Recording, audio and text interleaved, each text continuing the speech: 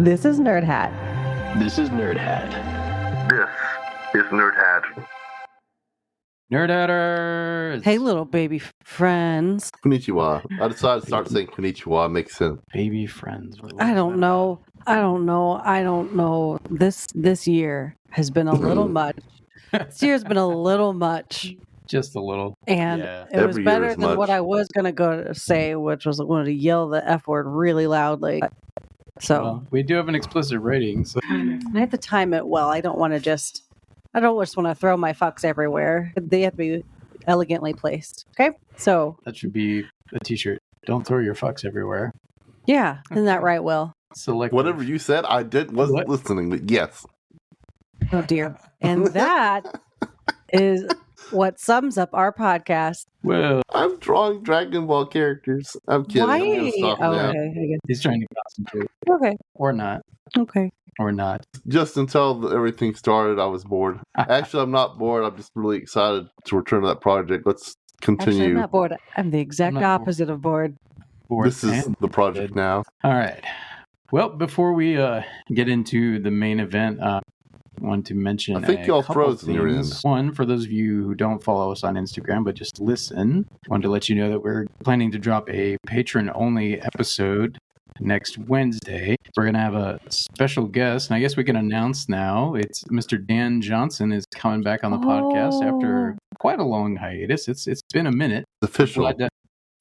We're glad to have him back on. He's a repeat guest. Has been on, I think, at least 3 times. At least. And he's excited, I think, to be coming on to talk about the new Superman film. And loves all things Superman. I think read the comics growing up. And I think he's going to have a lot to say about the newest film. And of course, Will and I will share our thoughts as well on the new James Gunn spectacle. So that's coming next Wednesday. Yeah. And that's the Patreon Yeah, that'll be episode. that'll be for patrons only. Yeah. Fun. So if you want to hear our special episode, you have to join for at least $1 a month. Boy. You spend 3 or 4 times that much just getting a cup of coffee. I mean, Yes. This is per month. $1 per month. You get access to all our bonus episodes as well as access to the Nerdhat chatter.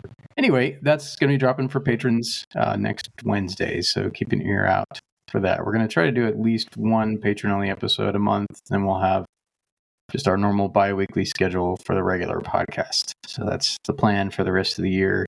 Yep. So that's all the news we have for today, I think, unless you all have something. You don't have anything you want to announce? I quit one of my jobs.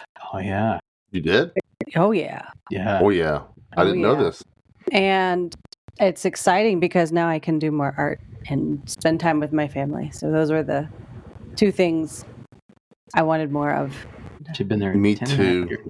But I can't do that because September. money. Almost 11 Oh, years. wow. Almost 11 years. Almost yeah. 11 years. So I'm sad, but I'm also glad for the time it will give me to redirect and be with my family. So I'm very excited about it. Great. New beginnings. Oh, yeah. We bought a new vehicle as well. We got a big SUV. It's too big. It's a I don't beast. like It's it. a beast. All right. I think it's great. It's just too pretty for us. Yeah, it's 10 years old, but it's Okay. luxury version. It's too pretty. It's really nice inside. It smells like a new shoe. It smells like a new shoebox. You know that new shoebox smell? You're like, wow, they'll never smell like this again. But today they do. That's what the car smells like. It's very nice. It was very well taken care of, and it had a couple of minor problems, which for some reason they couldn't get to sell because of that. So we got it for cheap because they put it on discount, and we're like, heck yeah, It's okay. We'll ruin it very quickly. I have no exciting news. It's okay. Okay. I'm off my That's all right. antidepressants.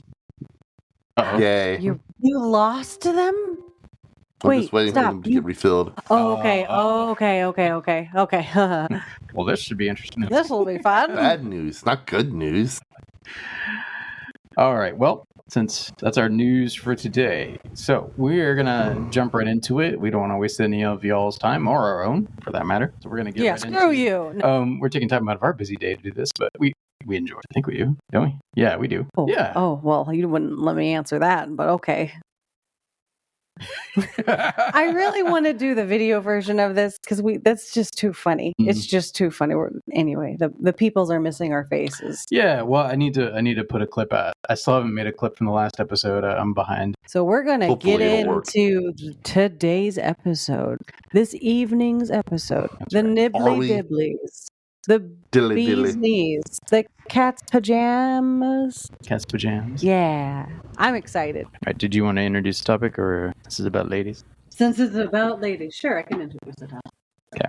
Well, today is a spicy topic and one that is not necessarily near and dear to my heart, but has a lot of baggage. Not just a pretty face, complex female leads. So as we start off, who goes first? Did we establish that last time? So Will won the last round with Spawn. So Will, you have the. Oh my goodness, those two terrible movies. Well, that's what it was supposed to be. I know that, but it was so bad. Yep. It was so bad. Okay, so Will goes first. Well, he gets the option. You can either go first or second. Hey, or buddy. You get to choose. What are you gonna do, man? My movie is called The Arrival from 1996, starring Charlie Sheen. I'm kidding. I could go first. It's up to you, buddy. You won, so you get to choose. So my movie actually is Arrival 20 years later in 2016. I do not know math, ladies and gentlemen. All right, I have started your timer, sir. 10 minutes. Now my timer has started. So my movie is just Arrival. There's no "the" in it. Starring Amy Adams, a bunch of other people, Hawkeye, and Jeremy Renner. It's okay though, but really that's his real name. Yeah, that's right. Clint. Okay, well, that's not even. should I explain the movie or just focus on the Louise Banks character? What do you want to do? I mean, the main focus of the assignment is the character, but however you want to approach that is up to you. I will summarize the film quickly. She keeps having these, we think they're flashbacks, but she keeps having these memories of this little girl, different parts of her life. Apparently her daughter, she dies of some sort of rare disease or something. So, she's constantly getting these visions throughout the film. Aliens come. She's a professor of linguistics, by the way, language. But anyway, aliens, yes, they come. 12 ships land all throughout the planet. And the entire movie is, let's teach aliens how to read and, or more correctly, let's have them teach us. So that's the entirety of the film. The Louise Banks and Ian Donnelly characters are the main characters. Ian Donnelly, of course, being played by Jeremy Renner. And of course, Forrest Whitaker plays Colonel Weber. He's pretty important too in the film. But anyway, by the end of the film, spoiler warning, if you haven't seen this 2016 film, it's been 9 years, by the way, but spoiler warning. Hurry up. These are visions from the future. Apparently, the alien language is able to rewrite a person's brain so that they can step outside of the timeline and see their entire life, past, present, and future. Anyway, I don't know what to say about Louise Banks' character. She's definitely intelligent. She's kind of quiet. She doesn't, raise her voice and scream and demand things. She's not like Sigourney Weaver in Alien. She's not going to start tearing things apart and stuff, or jump in a mech suit. But she's a strong female character, even though she's a little bit quiet, maybe. I don't know. I mean, when she's doing her work, she's not quiet. I'm not really sure. I had a really hard time actually thinking how to describe this character. I don't know if she's an introvert but she's definitely really good at her job. She's really smart at language. Instead of demand something, she'll just go behind your back and do it anyway, which is probably, smart. But she does that a few times during the movies to prevent catastrophe or to finish the conversation with the aliens to get all the information against the government's rules, of course. I did watch this movie, I promise you. It doesn't sound like you haven't. I'm just not really sure how to describe this. I'm used to reviewing films, not characters. She is kind of difficult to explain because I know what you mean. Like, she is quieter, and I don't think she yells. Does she yell at all in the movie?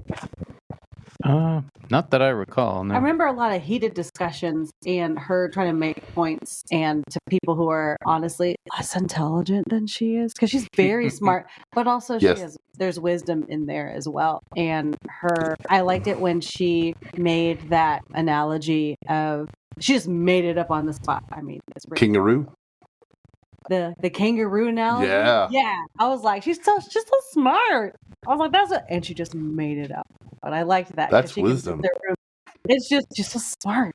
Yeah, so I like that. I'm done. By the way, thank you for helping because I needed it. I have a Question. All right. Well, he's still got another 4 minutes 44 seconds. So. I know, but I have a question for Will. Will, what did you think of the alien-like things? I liked them. Yeah. What'd you like about them, man? They were space octopuses, octopi, octos. Yeah, they drop a little shuttle egg thing down and then pick her up, and then when she gets to the ship, she's actually with them or with one of them, because spoiler, the other one got the death process apparently. It did. What? Oh, you didn't know one died? Yeah, one of them died. I forgot about that. Wait, no, say more. I don't remember this. One of the two aliens, or at least the ones she spoke to. What I think it was Abbott that died, but it could have been Costello. I'm not sure anymore. But why did that happen? Apparently, there were some soldiers earlier in the film that decided to go AWOL and try to kill the aliens against orders. That's right. I remember the soldiers and the plot. Yeah. Their attempt to... There's a bunch of dumb white guys trying to fuck it up. Just make it bad. Blow shit up, and that'll solve problems. I think what men sound like. What they showed is that if I remember right, the guys were watching social media too much, and one of them got indoctrinated a bit. Ooh, not unlike reality. Mm-hmm. And this was 9 years ago too, so it's even worse now. 9 years ago? 2016. Hey, that's when our first child was born. Yeah. Well, what? Yeah, she would have been an infant when we saw this, I think. Oh, sweet little... Indoctrination's always been bad. It's just more obvious right now. That's my opinion. My opinion, it don't matter. Maybe. Well. Oh, that was my question. I just wanted to know what he felt about the octopus all right, Will, blobs. 2-minute warning. You got anything else to say? I have a headache. I have a question for you, Laura. Why? Oh, why do you... No, I'm making this up. I don't have a question. Did you watch this on headphones? So I watched it on what? Did you use headphones when you watched it? No. That would have made a difference. I mean, okay, I didn't know. Well, the sound design. He was going to say something. What'd you say, Will? No, I watched it on Tubi on the big TV in the living room. What did you think about that sound? I liked the growling and stuff that the aliens did. I liked it. Did you like the sound? I don't even know if it's music, but like the sound effects. Yeah. It was so good. Okay, though, hold on a second. But what about... How about this? Will, are you listening to me? There Hi. we go. There's that handsome face. So, are you listening? Yes. Okay. Isn't it such a weird concept of a cacao bean pod that's massive, floats down to Earth, and then there are little octopus squid things inside with a bunch of smoke, and then they do like little swirly things to communicate to the humans? That's just their octopus ink. Yeah, but like, I feel like this movie could have been really bad really quick. Alien arthropods. It was just so good. It made it so believable. Yeah. Like, it wasn't dumb. It wasn't dumb. Like, the sound, the crunchy sound texture. Crunchy. In this, what? Crunchy. Yeah, it was just really, it made me believe it. But again, little bean pod floating from the sky, a little octopus. Like, that kind of sounds dumb. Like, wouldn't you have loved to have been in the room when they were pitching this idea? Like, man, this sounds stupid. This is really dumb. You know that's dumb, right? Well, I'll tell you one thing. Every few minutes of watching this film, my wife would chime in and say, "This is a dumb movie. It doesn't make any sense. Tell Richard to get better taste in movies." It was like charge out. It was delicious. She just didn't understand the plot. I don't know. It was a little slow, I admit, but I do think it. It's a slow burn, although I like the pace of it personally. You're like whispering. But all the whispering is really important. It's just like it's a very slow. I will say, like, having surround sound does make a significant difference with this movie. It really does. Like, when we saw it in the theater, like, it just, for myself anyway, I felt transported. Like, and the sound design was just so good. But yeah, you lose a lot if you just have TV speakers on and not either surround sound or headphones. That being said, it's still a really good movie either way. But hold on a second. I don't know what your wife's vibe is, but like, you guys have picked so many movies on this podcast. I'm like, what the actuals? This doesn't make any sense. There's so many movies out there. There's so many. I'm just so confused. Like, Beetlejuice? Why? Why? And Because you guys made me listen to your descriptions of it, and that's time I will never get back. So if you're going into a movie and you realize that it's not your jam, it's just not going to be your jam, and that's fine. Beetlejuice is a 1980s masterpiece. No, it's so bad. It's so bad. Better than Batman, though. Better than Batman. Batman Robin, yeah. That one, yeah. Definitely better than Batman and Robin. Okay, Absolutely. So thank you, Will, for sharing. We're going to go over to Richard, where he's going to try and control our minds. Go for it, babe. All right, I'm setting my timer. Here comes Richard to save the entire recording. All right, Ellie Arroway, aka Eleanor Arroway.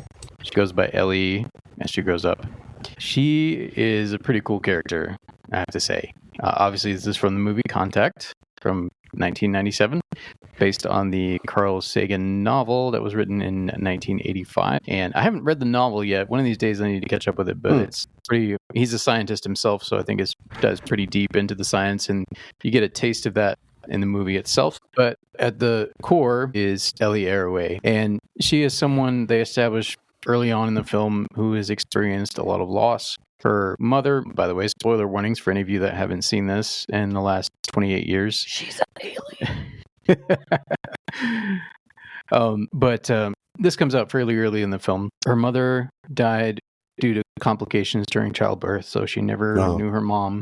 So her dad raised her as a single parent her entire life. But he had heart problems, and then he dies when she is 9 years old. 9? Yeah, 9 years old. And I had not seen this in a long time, so this hit a little different given that we have a 9-year-old now. You have a 9-year-old? Dang it. So that hit me in a way, because he probably would have been around my age, maybe a little younger, like the dad in the film. So like that definitely hit me. Okay, sorry. The girl who plays the 9-year-old is not 9. There's no way. Yeah, I think the actress was 12 at the time. Yeah, but she's giving 12 vibes. Yeah, Jenna Malone in one of her early roles plays young Ellie, and you see early on that she has a love for astronomy, which has definitely been fostered by her dad. He has encouraged it, and she was just very intelligent and curious, and you can see that he loves just encouraging that. He's built a ham radio for her, so she's like, towards the beginning of the film, she's communicating with other ham radio operators, and she connects with somebody. I think they're up in like the Midwest somewhere, Ohio or something like that, and she connects with somebody 1,100 miles away in Florida over the ham radio, and it's like, that's a record, Ellie. So they established the relationship with her and her father, and it's just it's very, very sweet, and he seems just like a really good dad, and he's her world as well. She has no siblings, she doesn't have a mom, so her dad is her world. So when he dies at age 9, she just feels just a loneliness that... That he dies at age 9. Sorry, she's 9 years old when he died. I figured it out. And that kind of establishes one of the themes that and this is right after the funeral, they're having the wake, and a priest comes up to her and tries to comfort her. She kind of responds matter-of-factly of like, if I had just had his medication in the downstairs bathroom, I would have gotten to him quickly enough. And she then goes to her ham radio and is trying to connect with someone out there, and eventually starts trying to talk to her dad there in the scene. So that kind of establishes just part of what drives her. She was already curious about astronomy and about using a radio to communicate and to listen, but her dad's death, I think, added an emotional drive to that of just, we can't be alone in the universe. There has to be more out there. In fact, she has a conversation with her dad there not long before he passes, and they're just talking about how huge space is and just how broad it is. And she asks him, like, Dad, do you think there's any aliens out there? And he's like, well, I don't know. But if like space is so big that if there's not, it seems like it'd be an awful waste of space. True. And I think that statement just stuck with her. And then just the drive to find out if we're alone in the universe is part of what pushes her towards ultimately looking for extraterrestrial life through the SETI program. So when we fast forward to her being an adult, and she gets to work at I think it's the Arecibo telescope for a little while down in Puerto Rico, and then gets pulled from that by Drummond, who's kind of the main antagonist in the film. He's an uppity scientist who continues to stand in her way, who tries to steal credit. Hold on. He's just McConaughey or no, with the mustache? Tom Skerritt. Yeah, he's just a jerk. He plays Drummond, who's the national science advisor or science advisor to the president or something like that. Old white guy. An old white guy. And throughout the film, Ellie really is operating in a man's world. Even at the beginning, even though she works with guys that seem to really respect her and care about her, they're at the Arecibo telescope. And ultimately, they become her team. They move to New Mexico and work on. They rent time from the radio telescope array in New Mexico. She's still the only woman there that we see.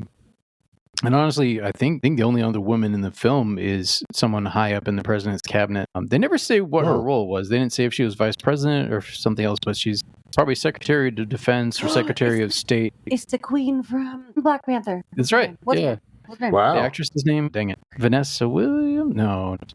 Darn it.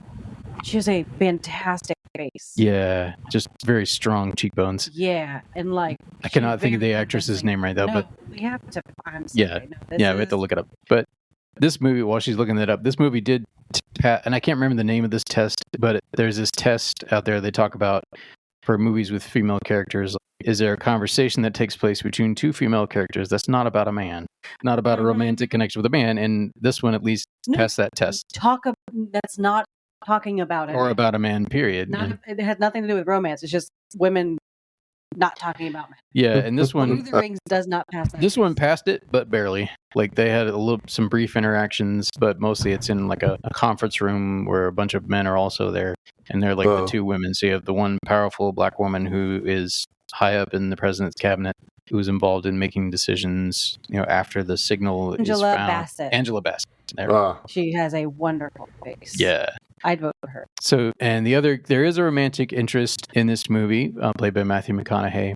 But what I like is that while there is some romance, and that is a fairly strong theme to the film, it's a big part of the film, like her relationship with Palmer Joss. They use it also to explore themes of like faith versus science and like the pursuit of truth. And the two of them have tremendous respect for one another, which grows over the course of the film. And you get the impression that they might work out in the end, but they don't let you know that for sure. They just, so it's almost more of a vehicle for the story. And I will say that even though there is a romance, like I never felt that Ellie's character was sexualized at all in this film. Like she is just presented as very competent, intelligent, driven. Yeah.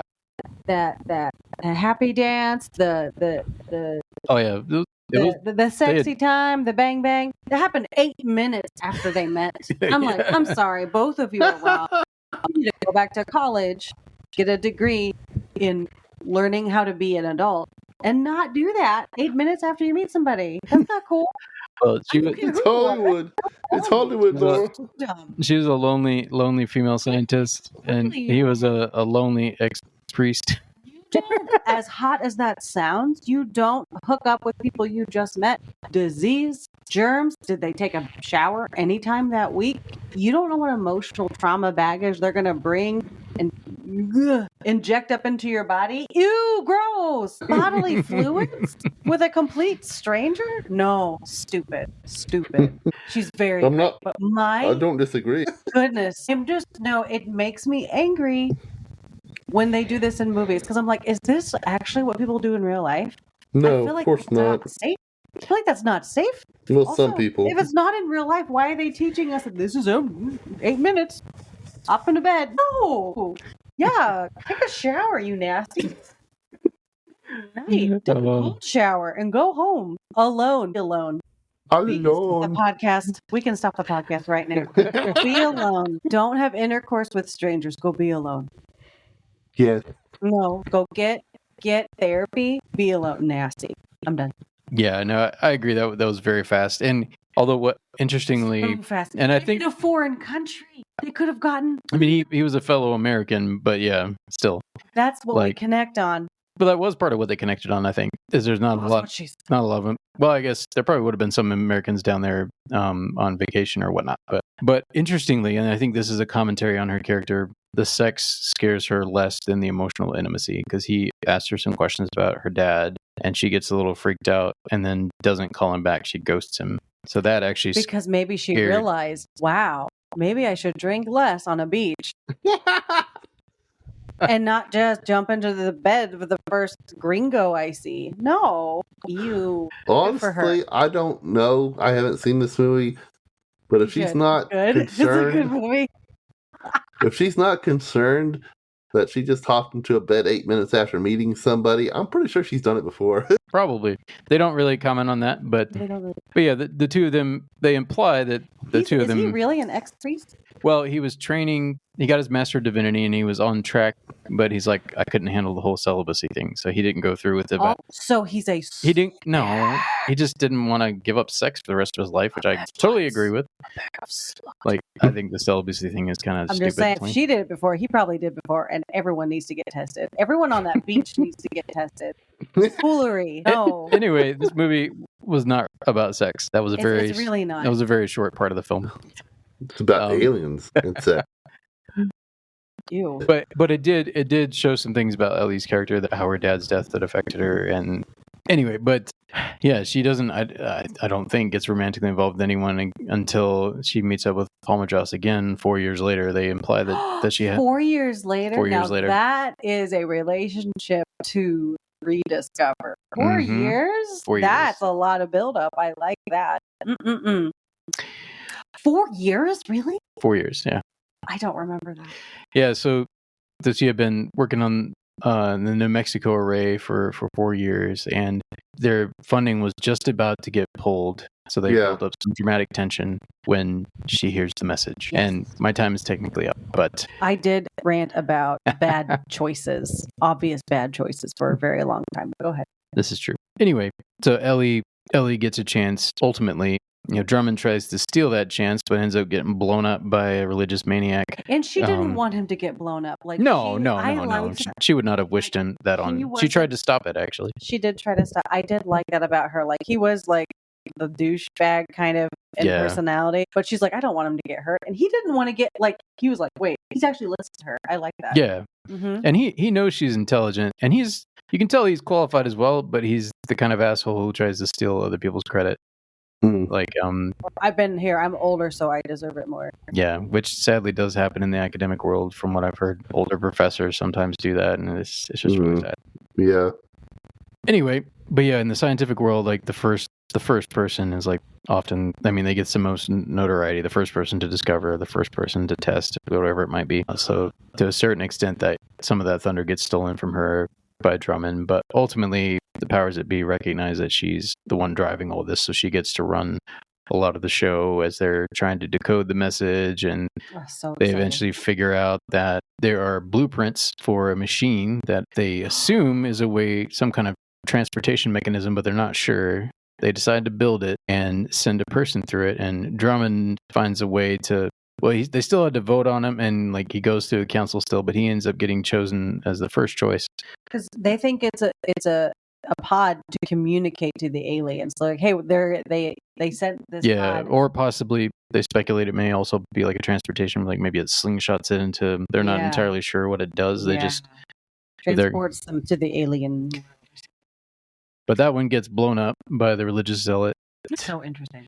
But then we find out that they built a second site just in case, and then Ellie ultimately gets to go because she was the number 2 choice, and she gets to travel through wormholes and ultimately through sort of like a virtuality setup, because I'm assuming the aliens either were on some level of consciousness or just something they assumed would have freaked her out, so they came and showed up in an appearance as her father. Oh. So initially she gets a chance to something she's longed for, and that kind of ties the theme back in with her father. Something she's longed for so long. 2 things. Number 1, to know whether we're alone in the universe, and number 2, to reconnect with her father. So she gets to actually physically interact with the being, but shortly figures out that this is not her dad. This is one of the aliens. They're like, hey, we thought this might make it easier to communicate with you. So she gets to have this conversation with the alien, but the alien is appearing as her dad. And it's really beautiful. And the music's then they send her back with very little hard evidence. So she then has to try and convince, a very skeptical committee, that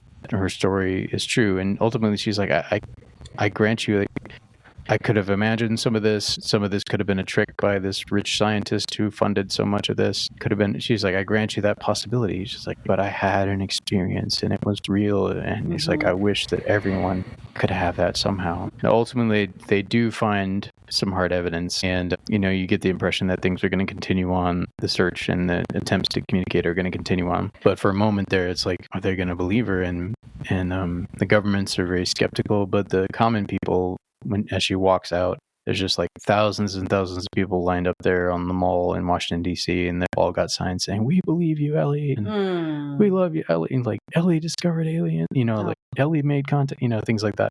So yeah, like, this is one of my favorite films, has been for a long time, and like revisiting it on a bigger screen than I'd ever seen it on before, and in HD was really good, really cool. And I used headphones, so like got the full sound experience, and I really enjoyed it. And yeah, it was beautiful. And we're gonna pause for a moment because a child is crying.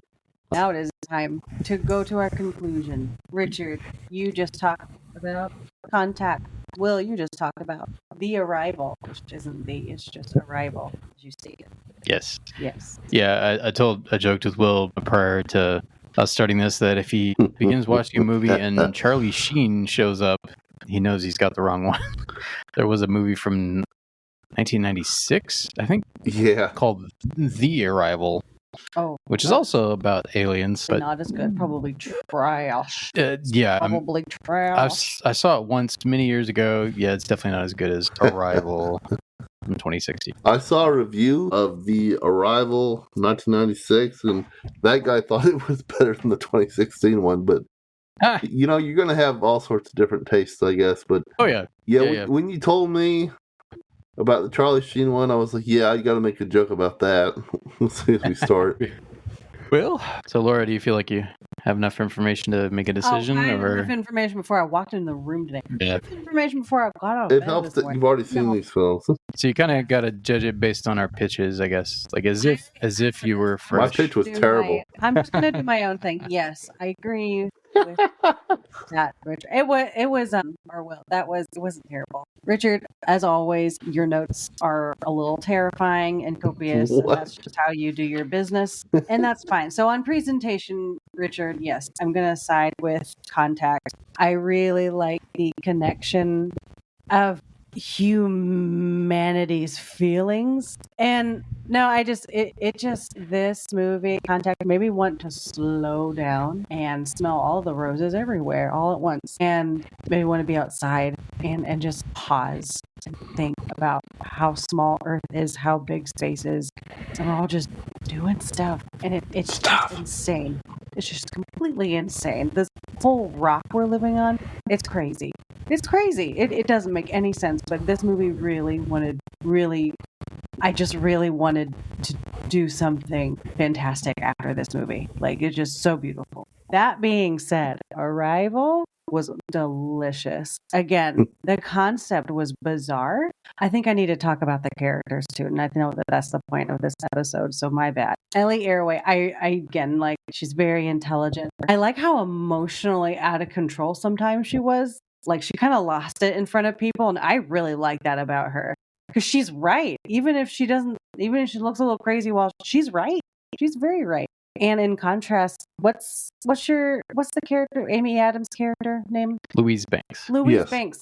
Again, like almost the opposite, where it's like she's more quiet, a little more steady sounding, but still she's right. And I really like both of these characters a lot, and that's why I'm not going to actually pick. I think because women, we will stick together through thick and thin. I think both of these are worth exploring. Both of these movies, these characters, again, Rival. Maybe want to just stop and breathe and observe what's going on around me. Because remember in Arrival, the sound of the paper when she was having a flash forward, and she got confused, figuring out, like, is this a memory or is this a memory that hasn't happened yet? And the sound, and coupling that with the sound of what the memories were said. It was tasty, okay? It was great, and you should love it. Again, then the music, again, I will say it just made me want to slow down and just really take in the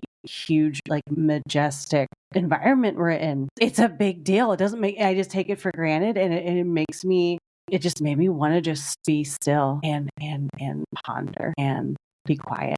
Like, just both movies, maybe both characters kind of instill that. Yeah, so fuck this competition. Both characters are amazing, and movies are great, and everyone should watch both of them several times. And think about it, okay? Think about your life. No, they were just really good. Well, for the sake of selections for Richard, next week, you can go. You did it. You got a gold star. You got we have to have a winner, Laura.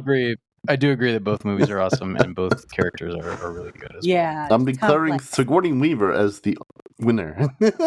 As the winner. There you go. Not an option. Or as the film players would say, Sigourney fucking Weaver, because they think she's awesome.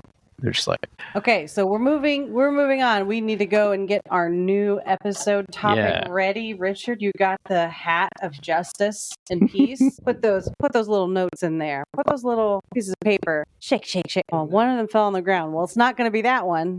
I'm going to make a psychic prediction. Kaiju versus magical schoolgirls. No? Okay. I really hope that's not in it. That's not one of the categories, but it should be. I don't think. No. It's done. All right. I'm going to pick it out. Yeah. Why not? Women win this one. You get to pick it. Oh dear. I'm trying to pronounce it. Blades, brushes, and Bushido samurai anime. Wow. Okay, Bushido. Bushido. Sorry, everyone. Rurouni Kenshin, Samurai Champloo. So next week. Samurai Jack. So next episode, that'll be one more of Will's alley. Let's see here. All right, so there's two options. There's Gintama versus Samurai 7. And then there's Samurai Champloo versus Afro Samurai. Those are the two matchups. I'll tell you this. If we do the second one, I'm going to let you do Afro Samurai. I'll do Champloo. Okay, what was the first one? Gintama versus Samurai 7. And these are all on Crunchyroll. I have Crunchyroll. Sweet. Well, I have never seen Gintama. That looks interesting. Is Samurai 7? Yeah. So I say let's do that one because all four of these are highly rated. Like I looked up a list of the top rated samurai anime. Gintama and Samurai 7 are both highly rated, and I have not seen either of those. I feel good about this one. All right. So next episode, Gintama versus Samurai 7. That's it. Sounds good. Well, guys, look at us. Look at us having fun together. Will, are you still typing? Not now. Oh, okay. All right, nerds. Thanks for joining us for another episode of the podcast. While you're waiting for the next episode to drop, reach out to us through the social medias. We're on Instagram at Nerdhat Pod, Facebook, the Nerdhat Podcast. We also have a YouTube channel. Once again, just the Nerdhat Podcast, and of course, we are on Patreon. Yeah, throw your words at us. I dare you. Words. Yeah, just slide into our DMs. Ew, don't do that. That's weird. No, just be an adult. Drop us a line. Throw some words our way. Send us a voice message. Any of those things. Carrier pigeon. Carrier pigeon. Put a comment on Spotify on one of the episodes that you like or dislike. Either way, leave us a comment. We'd love spice. to hear. Yeah, we'd love to hear what you think. And of course, we'd love it if you would give us a rating, particularly on either Spotify or Apple Podcasts, or both if you've got time. That would be amazing. That helps us to be found by other listeners who are looking up nerdy podcasts. Yes. And as always, just spread the word with your friends, family, anybody you think might enjoy our podcast. We would really appreciate it. Well, until next time, nerds. No, sayonara. I'm going to say konnichiwa. Can you do that again? Wait, hold on. Okay. Sorry. I'm sorry, Will. Go ahead, babe. Sorry. All right, nerds. Until next time. Sayonara. Sorry. I did it too earlier. I'm so confused right now. Sayonara. Why do you always do that hand gesture? Well, I'm trying to get him to say Why don't you wink at Will? Will's supposed to go. Will goes first every time, or he's supposed to. Can you wink at him instead? No, I was always first. Yeah. I didn't know that he was always first. You were first. No, he's always been first. So I say until next time, and then Will says sayonara. So. All right, nerds. Until next time. Sayonara. Live long and prosper. I still want you to wink at Will. Wink, wink. Thank you. Good night, bitches. Good night, nerds.